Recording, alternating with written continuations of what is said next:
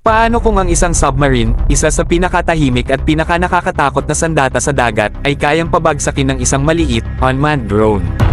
Kasi kung totoo ang balitang ito, binago na ang laro ng naval warfare, at may direktang leksyon ito para sa Pilipinas.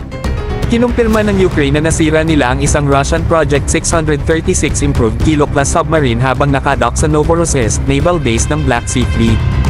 Ang ginamit, hindi missile, hindi torpedo mula sa barko, kundi isang subsea baby semi-submersible unmanned underwater vehicle, isang kamikaze UUV. Kung mapapatunayan ito ng tuluyan, ito na ang kauna-unahang confirmed kill ng isang submarine gamit ang unmanned underwater drone. Napakalaki ng implication nito. Ang kilo-class submarine ay kilala bilang isa sa pinakatahimik sa mundo. Pero kahit ganon, napatamaan pa rin habang nasa base. Ibig sabihin, kahit ang mga high-value naval assets ng isang superpower ay vulnerable na sa murang, smart, at expendable na drone systems.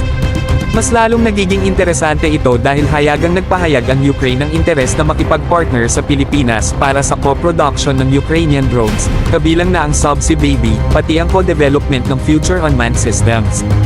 Hindi lang pagbili, kundi paggawa mismo, at posibleng local adaptation para sa sariling pangangailangan ng bansa. Para sa Pilipinas, malinaw ang leksyon. Hindi natin kayang tapatan sa dami o laki ang isang superpower, pero pwede tayong maging detail sa mas mababang gastos. Drone warfare, lalo na sa dagat at himpapawid, ay nagiging equalizer. Tingnan ang ginawa ng Ukraine. Kahit mas maliit ang ekonomiya at limitado ang resources, nagawa nilang mag-inflict ng seryosong damage at mag-hold ng matagal laban sa Russia.